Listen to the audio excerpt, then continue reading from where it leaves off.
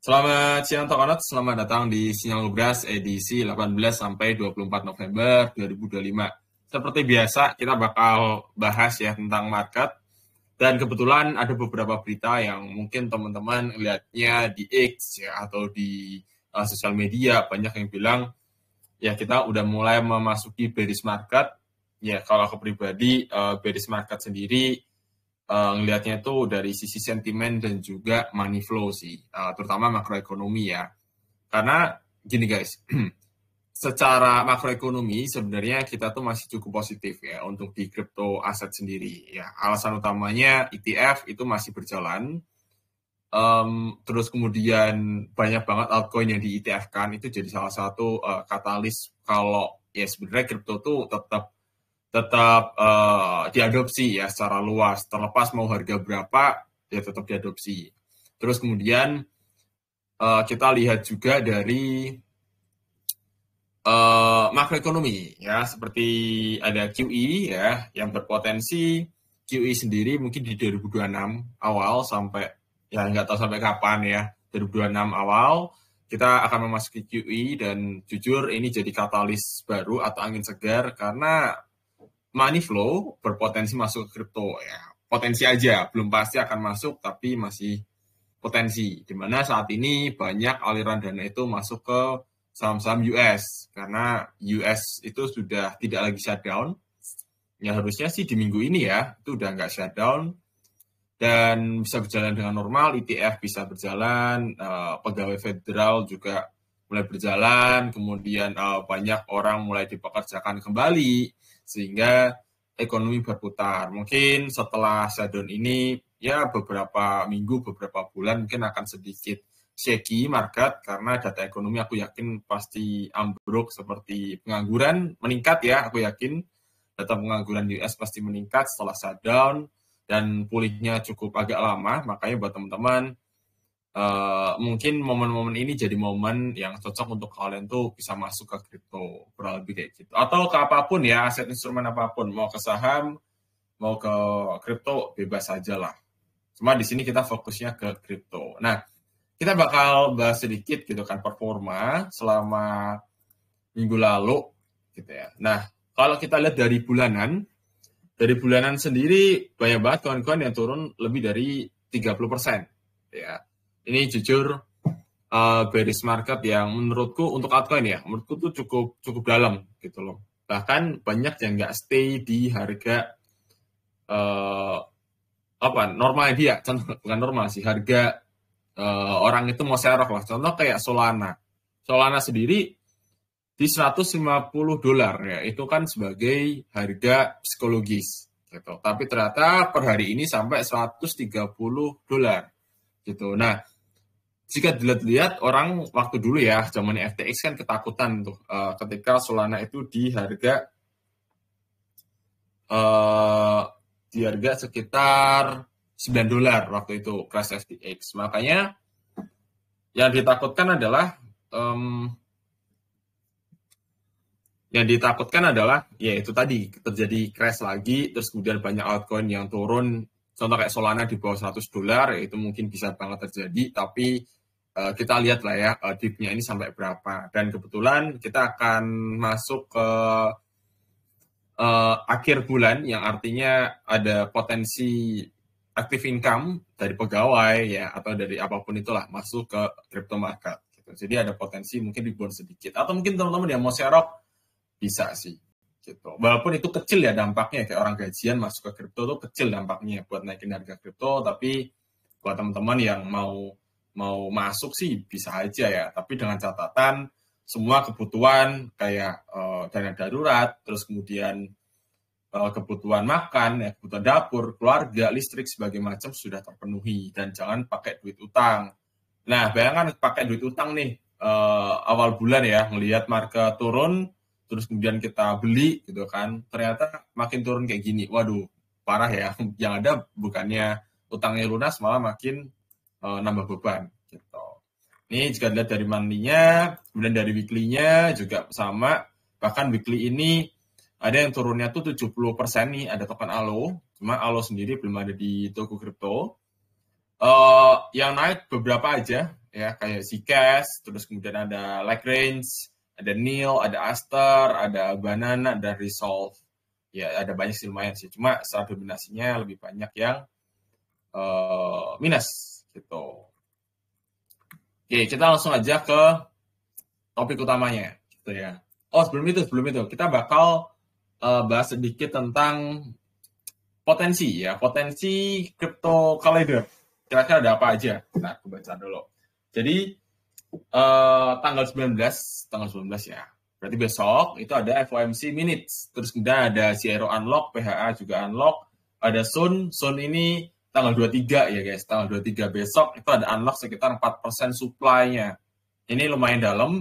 Kita tahu Sun ya, Sun ini listing di toko kripto udah lumayan lama sih. Terus harga sempat nyentuh 80.000 di per IDR.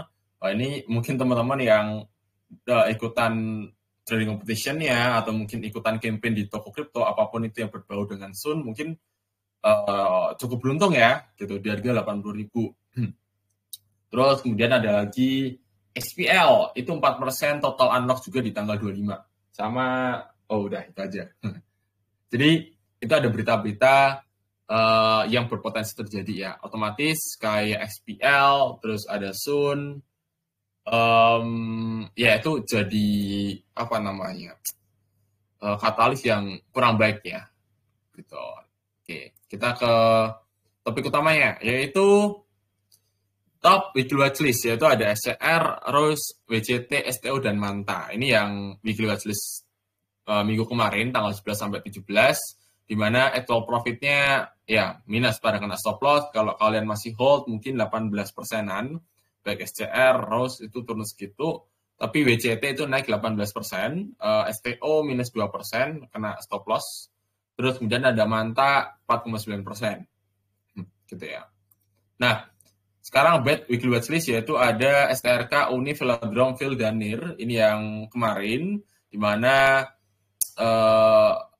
STRK ya, itu naik 0,28% secara mingguan. Oh, berarti STRK lumayan oke. Kemudian ada Uni ini turun ya, lumayan dalam, 17-18%. NIR juga sama. Kemudian ada Velodrome yang paling dalam. Nah, kemudian kita ke topik utamanya, yaitu top weekly watchlist, yaitu ada XPT, ada JTO, Kaito, Kikl, JBT. Nah, di top weekly watchlist itu minggu ini ya, disclaimer, ini bukan ajakan beli atau jual, ini sebatas watchlist aja, dan aku bukan financial advisor ya, atau wealth advisor lah. Gitu.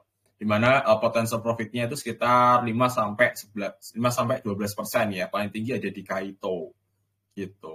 Dan kebetulan Kaito hari ini juga aku call ya, di grup telegramnya Toko Crypto. Nah, sekarang ke bad weekly watchlist di minggu ini, yaitu ada Resolve, ada DAS, ada Aster, ada ZC, sama WCT ya, dimana potential loss-nya ini nggak dalam banget, dikit aja lah ya, karena alasan utamanya kelima koin ini dia outperform di minggu ini ya, outperform dan ya kita lihat banyak banget koin yang terdiskon lah gitu ya, mungkin ada pilihan yang lebih baik. Oke. Sekarang kita ke top 5 yang potensi bullish, yaitu ada AISPT. AISPT sendiri dia posisi sedang OTW breakout ya, volume juga udah lumayan oke.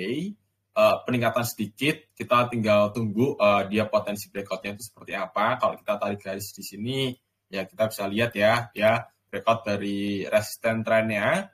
Harapanku sih bisa sampai ke 0,059. Di sini ada area resistennya 1, 2, 3 kali di retest di sini gitu. Jadi ini resisten valid, kalau dapat di harga segitu oke. Kalau enggak ya paling di level 0,055 ya di area ini. Ya profit dikit doang sih, sekitar 2-3% SPT. Kemudian ada JTO juga sama teknikalnya. Kita tarik garis di sini, dia OTW breakout tapi masih malu-malu, jadi kita masih wait and see untuk si JTO. Harapannya dia bisa lanjut rally kembali naik ya. Dari MACD-nya ini ada percobaan trennya itu udah mulai menguat pelan-pelan di sini, otomatis bayarnya itu lagi cukup kuat ya, walaupun secara tren dia turun, otomatis CTO sendiri dia ada potensi pantulan naik gitu. Enggak yang dia tuh kembali bullish season gitu, enggak sih, lebih ke mantul aja gitu. Terus kemudian ada Kaito juga sama sih, dia breakout di sini, volumenya juga cukup oke. MACD-nya jauh lebih baik dibanding dengan yang lain. Cuma memang ada sedikit koreksi untuk si Kaito. Saya rasa trennya paling naiknya di sini aja, nggak usah yang tinggi-tinggi, di 0,9332 ya. Ini harapan aja ya. Terus kemudian di sini MACD kayaknya dia berubah tren ya, awal dia tren bearish ke tren bullish gitu, di time frame 4 jam. Kemudian ada Giggle sendiri ini masih agak 50-50 ya. Aku melihatnya dari sisi MACD-nya ini ya crossing up, terus di sini juga barnya udah hijau. Tak rasa dia ada sedikit pantulan, mungkin nggak yang tinggi banget ya untuk si Giggle ini. Semoga sampai ke 152,89 dolar harapannya. Cuma kalaupun emang nanti nggak sampai, paling ke sini aja buat teman-teman di 145 dolar ya di area ini. Di area apa ya bisa dikatakan ya, sideways-nya dia sebelumnya di sini. Di sini nih. Jadi profitnya mungkin nggak seoptimal 11% inilah. Kemudian ada CBT ini juga BTW Giggle ini baru listing di toko kripto ya. Kemudian ada CBT juga, dia trennya tuh lagi turun dalam banget ya, bisa dilihat di sini. Buat teman-teman yang sekiranya emang mau masuk, portofolionya dikit aja gitu, karena memang turunnya tuh turun terus gitu ya. Tetap ada peluang dia tuh untuk naik gitu, sedikit-sedikit kayak gini nih. Ada peluang, mungkin nggak yang rally naik ke atas sih. Trennya masih kuat dijual. Kemudian targetku di 0,1332 ya. Ini target resisten aja ya, terdekatnya, terkuatnya lah gitu. Harapannya dia bisa lanjut rally. Mungkin dari kelima koin ini aku masih megang di Kaito sama di CTO sama AISBT gitu, dari kelima koin ini. Kemudian kita ke 5 koin berpotensi turun ya. Nah, di sini. Ini ada Resolve malah lanjut naik ya. Gitu. Nah, Resolve ini dia udah naik cukup signifikan, volumenya dia rally ngepick tinggi banget. Kemudian di sini dari MACD juga trennya masih cukup kuat, tapi hati-hati aja buat teman-teman yang sekiranya mau masuk ke Resolve. Kayaknya kurang optimal sih untuk masuk ke Resolve. Di sini aku ambil dari supportnya ini. Di sebelumnya di Agustus lalu, targetnya paling di sini aja di 0,1934 untuk Resolve gitu. Kemudian ada lagi DAS ya. DAS ini malah udah turun BTW tadi di harga atas ini. Alasan utamanya karena di sini ada resisten yang cukup kuat, ada 1, terus kemudian 2, 3 ya, 3 kali retest gagal, dan ini retest keempat gagal juga ya. Dilihat gagal. Cuma kalau dilihat dari sisi MACD-nya, ini trennya tuh mengarah ke lanjut bullish kembali, diiringi dengan volumenya. Nah, buat teman-teman yang sekiranya emang mau masuk ke token DAS ya, itu masuknya pelan-pelan aja di area targetku inilah, di 0,0674 gitu. Karena trennya udah lanjut naik lagi sih di sini sih. Kemudian ada Aster. Nah, Aster ini aku lihat dari sisi MACD-nya yang dead cross. Nah, dead cross ini targetnya turunnya di 13,35% sih di sini ya. Gitu. Dia sideways. Dia sideways, belum menunjukkan perubahan tren dari bearish ke bullish ya untuk si Aster.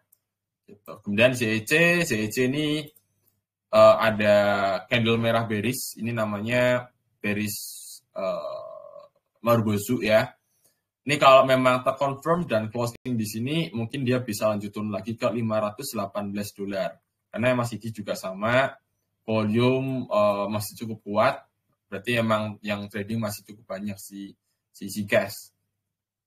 Kemudian ada WCT ini aku lihatnya dari sini sih MACD-nya tuh turun ya. Terus ini ada potensi dead cross juga, terasa dia potensi untuk lanjut turun kembali dari beberapa indikator yang ada itu untuk BCT. Jadi itulah ke-5 koin berpotensi bearish di minggu ini. Pastikan Tokonot selalu gunakan dana dingin, dan jangan sampai teman-teman itu apalagi sekarang ya, market lagi jelek banget, sampai mungkin bunuh diri. Jangan sampai. Pokoknya stay safe buat teman-teman. Kalaupun emang teman-teman susah tidur, mungkin dikurangin aja portofolionya, atau gunakan skema yang lebih ramah bagi newbie, yaitu DCA. Itu aja dari aku. Sampai jumpa di next Yang Ngebras edisi selanjutnya. Bye-bye.